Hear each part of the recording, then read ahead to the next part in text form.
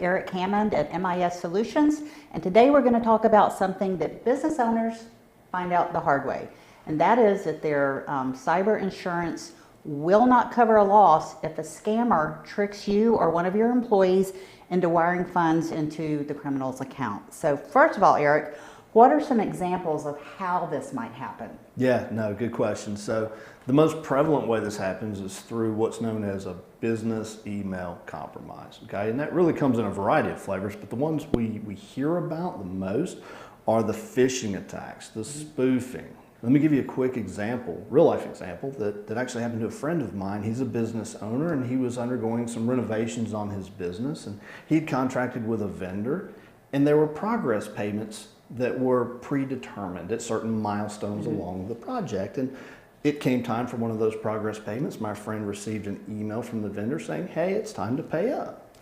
Okay, no problem. My friend was going to the bank to initiate the wire.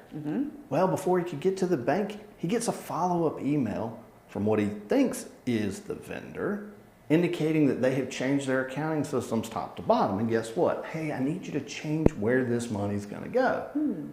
Well, my friend, thinking that email came from the vendor, guess what he did? He changed the account information. He wired $120,000 to a criminal. And did he get that money back? Nope. I'm guessing not, no.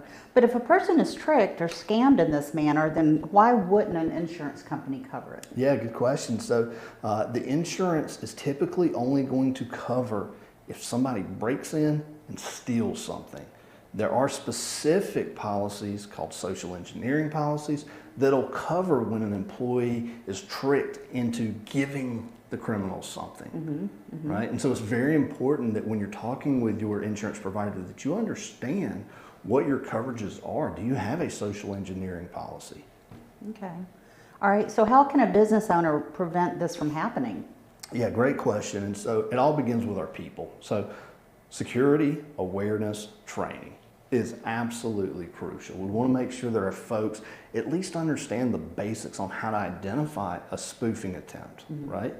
The other thing that we can do that has nothing to do with technology is what we call the administrative controls, okay? And the administrative controls are those things that we do internally to verify, validate, and legitimize when there's a request to change anything with respect to banking information, right? And so if our accounting team, let's say they receive an email from a vendor that says, just like my friend, hey, we've changed our banking information. We need you to update your records, okay, and put this account number in. What are we going to do? We're going to pick up the phone. We're going to call a number that we have on file. We're not going to look at the phone number that's in that email. We're not going to reply to that email. We're going to pick up the phone, and that's the administrative control that we have in place. And so it's incumbent upon every company to develop their own unique administrative controls, again, that have nothing to do with technology, but they can save your business tons of money and tons of headaches. Awesome. Okay, well, thank you very much for that, Eric, and thanks for the explanation and the tips to avoid becoming a victim to this kind of a scam. And here at MIS, we do work with a number of insurance companies that specialize in cyber insurance. So if you're interested, you want more information, just shoot us a message and we'll get that to you. Thank you very much. Thank you, Carol.